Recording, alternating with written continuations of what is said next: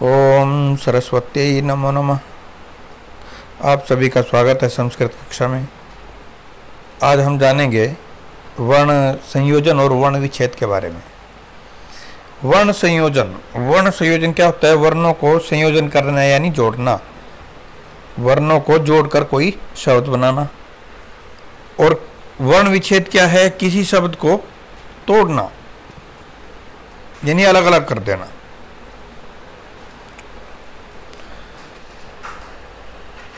अब वर्ण को जानेंगे सबसे पहले, क्योंकि वर्ण संयोजन और वर्ण विच्छेद दोनों में वर्ण आया। वर्ण क्या होता है?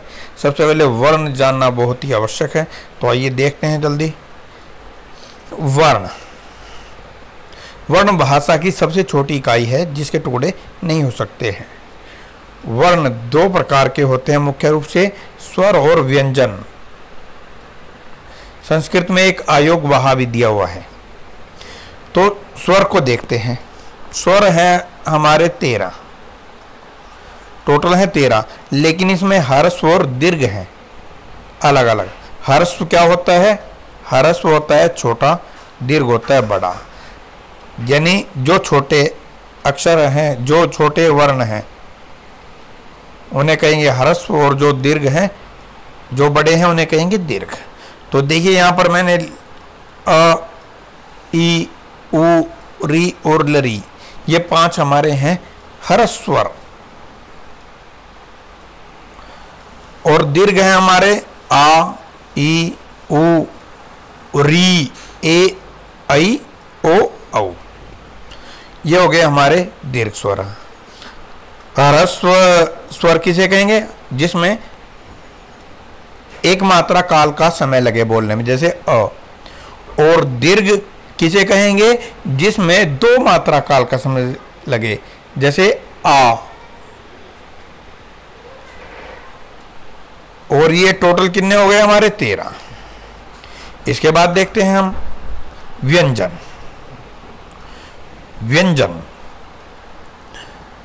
व्यंजन हमारे यहां पर लिखे गए हैं। इसको हमने एक याद रख लेना है, कुवर्ग, चुवर्ग, टुवर्ग, तुवर्ग और पुवर्ग। यानी जो कैसे शुरू हुआ, क, ख, ग, घ, अंग, वो हो गया कुवर्ग। ये च से शुरू हुआ तो बन गया चुवर्ग। ये ट से हुआ तो टुवर्ग, त से हुआ तुवर्ग, प से शुरू हुआ तो हमारा बन गया पुवर्ग। यानी जो भी वर्ग है उसके सबसे पहला जो वर्ण है उसका वही नाम रख दिया गया। और इसको याद करने की एक ट्रिक है। पहले जो ये शब्द है इनको ले लेते हैं, कचट तप। कचट तप, इसको आपने याद रखना है। और ये हो गए हमारे 25। इनको और क्या कहते हैं? वर्गीय व्यंजन। और एक अन्य वर्गीय व्यंजन क्यों कहा गया? क्योंकि कुवर्ग, चुवर्ग, टुवर्ग, तुवर्ग और पुवर्ग हैं, तो इसको कह दिया गया हमने वर्गीय व्यंजन। अब इसके बाद इनको एक नाम और है स्पर्श व्यंजन। इनका एक नाम जो है हम बोलते हैं स्पर्श। स्पर्श का मतलब है जो वर्ण स्पर्श, जिह्वा का स्पर्श होता है मुख के अंदर, तब इनका उच्चारण किया जाता है किसी न किसी भाग से, तो इनको बोला जाता है स्पर्श व्यंजन। वर्गीय व्यंजन और स्पर्श व्यंजन। इसके बाद है हमारे अंतस्थ।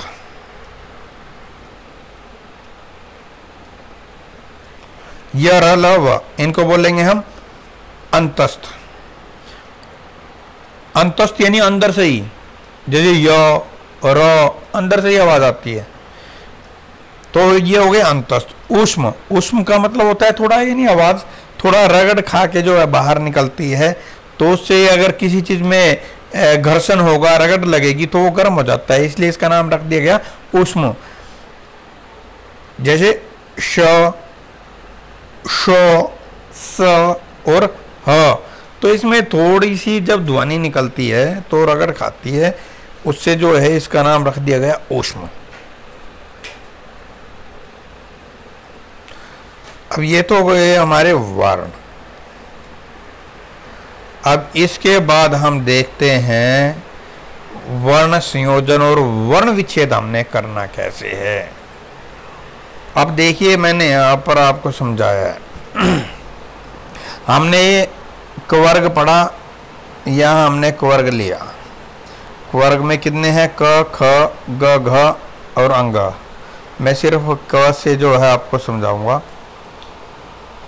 अब क जो है वो हलंत है, जो इसके नीचे डंडा लगा हुआ है इसको क्या बोलते हैं? हलंत। इसको दो प्रकार से लिख सकते हैं, या तो हलंत के साथ लिख दो या लिख दो ऐसे। ये क्या हुआ? अर्धा अक्षर जो होता है, यानी हलंत का मतलब भी अर्धा अक्षर ही माना जाता है, क्योंकि ये है अभी वर्ण। व्यंजन कब बनेगा? ये जब ये स्वरों की सहायता लेगा।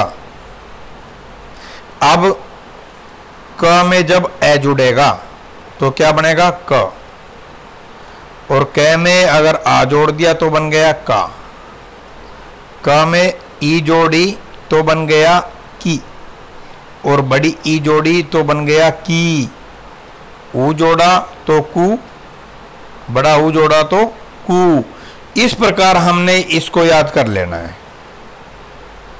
ये याद करने के बाद हम कोई सा भी वर्ण संयोजन कर सकते हैं और वर्ण विच्छेद कर सकते हैं। जैसे यहाँ पर हमने बनाया का, कहा। कैसे बना? देखो का, शुरू में क्या आया है? का। अब का कब बना? जब क के साथ आ जुड़ा। तो कैसे लिखा जाएगा? क अलंत और आ क्या बन जाएगा? का। और इसके बाद क्या है? क और विसर्ग।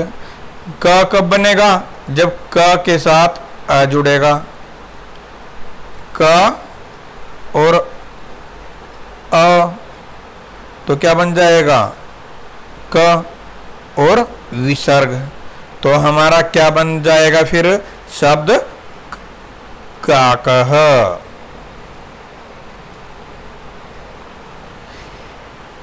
जिसको याद करने पर हम कोई सा भी वर्ण यहां पर लगाएंगे क के स्थान पर। जैसे हमने च लगा दिया, ठीक है। यहां क को हटाना है और यहां पर च लगाना है। च में ए जुड़ेगा तो च बनेगा, आ जुड़ेगा तो चा, ए जुड़ेगा तो चे और ओ जुड़ेगा तो चो। इस प्रकार हमने जो है याद रखना है। अब ये सबसे पहले जो मैंने यहाँ पर दिया गया है चस्कः। चस्का का क्या अर्थ होता है? गिलास। अब सबसे पहले क्या है? च। च कैसे बनेगा? च आएगा यहां पर,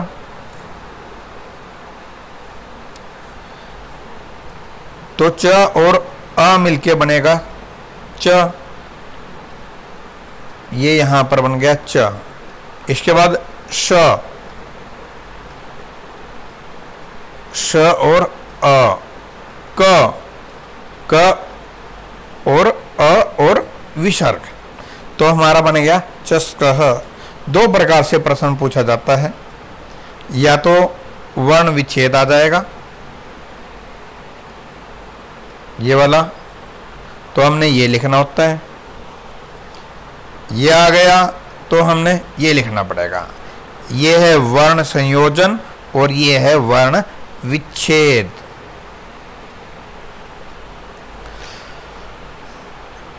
एक बात बस हमने ये ध्यान रखनी है, जिसके नीचे हलंत लगा होगा, हलंत जैसे यहाँ पर लगा है चा के नीचे, ये इसका मतलब क्या है? आधा अक्षर, ठीक है। इससे अगला देखते हैं। इसलिए अगला है सुनकऊ। सु, से और उ। सू कहाँ बनेगा, से अगर यहाँ पर रख दें हम तो सू बनेगा यहाँ पर, से और ऊ मिलके बनेगा सू, है ना। और इसके बाद न आ गया, न कहाँ पर, न यहाँ पर रखेंगे तो यहाँ पर बन जाएगा न, यानी न हलंत और अ। फिर इसके बाद कऊ, कऊ कहाँ बनेगा, देखो कै यहाँ पर था और इसके साथ हमने ये जोड़ना था औ, तो हमारा बन गया था कऊ। तो यहाँ पर फिर बन जाएगा सुनकऊ। इससे अगला देखते हैं वृद्धा, व्री, देखो कै और री में मिलके बना था क्री, अगर यहां पर हम वह रखेंगे तो बन जाएगा हमारा व्री, यानी वह हलंत और री, व्री, देखो वह और री, व्री। इसके बाद है धा, द ध और आ, द यहां पर अधाक्षर है तो हमने लिख दिया द। इसके बाद है ध, ध पूरा है और उसमें आ जुड़ा हुआ है, धा, बोलने से पता चलता है। हिंदी और संस्कृत देवनागरी लिपि में, और ये इतनी सुंदर लिपि है कि इसमें जैसा बोला जाता है वैसा ही लिखा जाता है, वैसा ही पढ़ा जाता है। वृद्धा, जैसे जैसे बोलते जाएंगे वैसे वैसे हमने इनको वर्णों को लिखते जाना है। वृद्धा, व्री, व और री, धा, द ध और आ, द ध और आ और विसर्ग धा। ध अगर यहां पर रखेंगे हम और इसमें आ जोड़ेंगे तो क्या बनेगा, धा और विसर्ग। इसके बाद मयूरा, मां पूरा है, हलंत है ही नहीं, तो इसमें क्या है मां, मैं और अ, यू, यह और बड़ा ऊ, रा, रे और आ, मयूराहा। तो प्यारे बच्चों इसको याद रखना है, इस प्रकार जो है हम वर्ण विच्छेद और वर्ण संयोजन कर सकते हैं।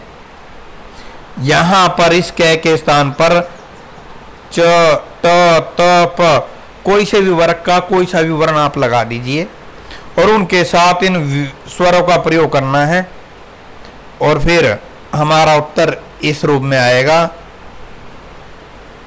और फिर हम वर्ण संयोजन और वर्ण विच्छेद जो है बहुत आसानी से कर पाएंगे। आशा करता हूँ आपको ये जो है वीडियो अच्छी लगे और आपको समझ में आया होगा। धन्यवाद। जयतु भारतम, जयतु संस्कृतम।